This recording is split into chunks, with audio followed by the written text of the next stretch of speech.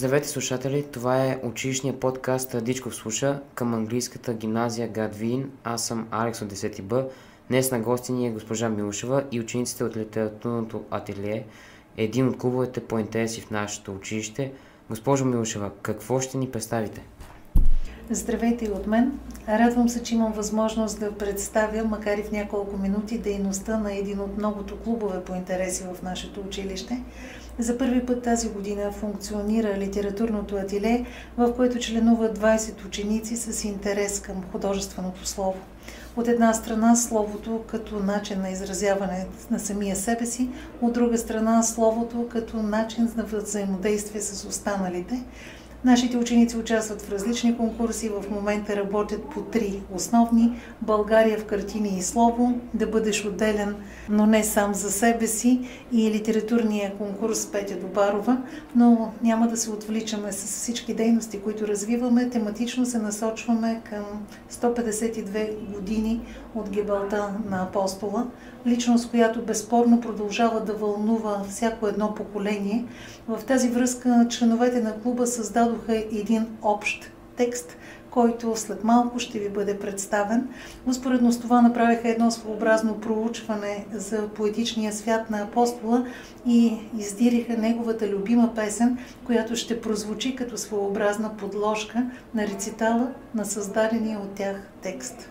152 години от обесването на Апостола. Личност интересна и недостижима. У всеки друг може да се намери нещо неясно, неточно, нещо объркано. У него е чисто просто, здраво. Аз не знам дали има втора българска фигура, създадена така естествено и така монолитно. В образа му няма нищо излишно. Онова, което при някой създава една по-свободна атмосфера, при него би звучало вулгарно. Неговите светли очи и лаконичната му реч не търпят нищо допълнително.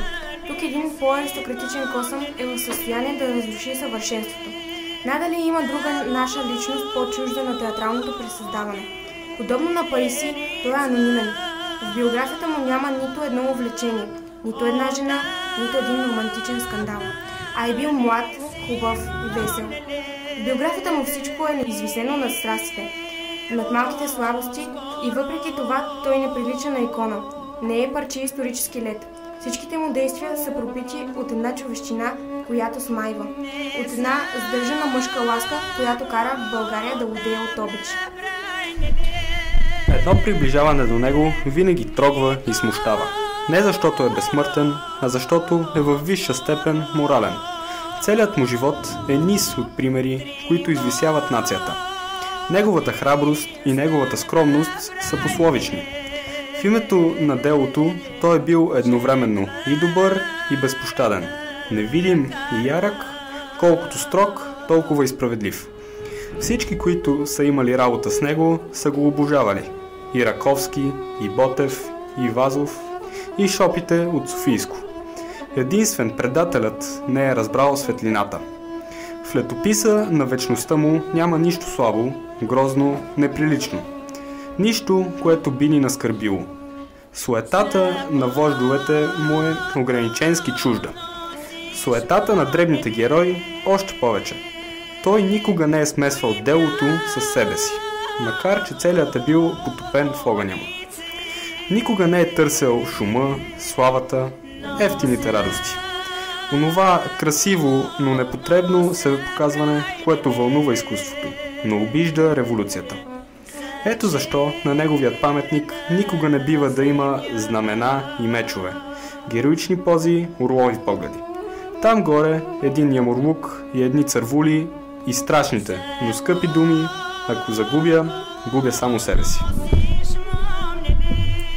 Прочуването на тези думи винаги настръхва. Не защото са необикновени, а защото са верни.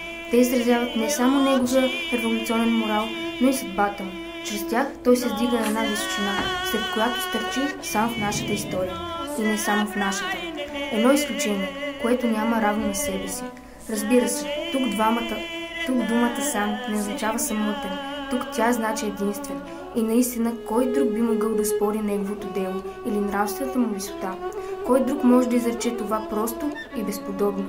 Аз съм Левски, да го изрече, без да се смути или без да се надцени. Сигурна съм, че никой. В неговия случай имаше нещо недостигаемо, неповторимо. Той беше неук, но гениален. Едно дърво без голяма корона, но с огромни корени.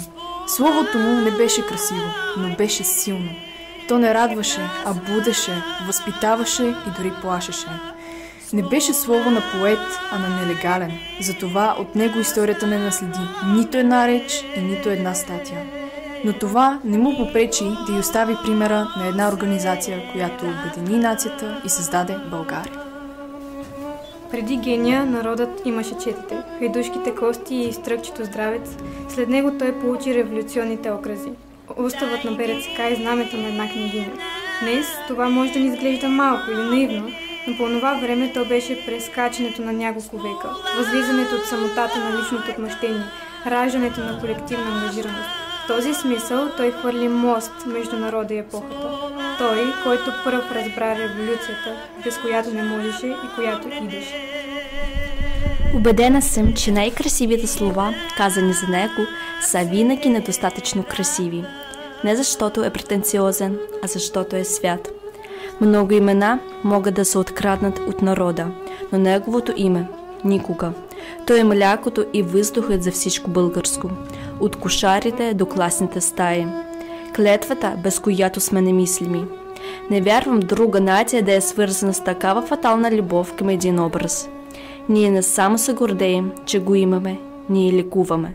Той е невидимата емблема, която ни свързва. Когато мислим за него, ние мислим за всичко онова, което ни спасява и мъчи. За свободата, за републиката, за шпионите, за устата, която изфъфли. Хванете тогос! Така той ни даде в едно и също време най-чистото усещане за подвига и най-страшното усещане на цената на предателството. Неговата бесилка стана нашият кръст. Той увисна на нея не само за да спаси България, но и за да я разтърси, да й покаже слънцето и вълците. Тук е скрит един трагизъм, който няма равен на себе си. Ето защо за народа той е нещо повече от героя. Той е светецът. Онзи най-скъп син, пред когото майка България винаги е стояла на колене, задавена от гордост и сълзи. Стояла е и ще стои, докато я има. По принцип винаги съм смятала, че нашите ученици трябва да имат възможност да се съизмерват с останалите си връстници от страната. И в тази връзка те участват в една национална кампания, точно в 12 часа на 19 февруари, навсякъде в българските училища да прозвучи Ботевото стихотворение "Обесването" на Васил Левски. Ето и нашите ентусиасти от 9 клас. О, майко моя, родино мила, защото е жално, те милно плачеш. Гадно и ти птицо проклета, на чий гроб, там те грозно драчеш. Ох, зная, ти плачеш, майко, зато че ти си черна рубиня, зато че твоя свещен глас, майко, е глас без помощ, глас в пустиня. Плачи, там близо край град София стърчи, аз видях черно бесило и твой един син, България, виси на него със страшна сила, гарва на грач, грозно, зловещо, псета и вълци се вият в полята, старци се молят горещо, жените плачат и щят децата.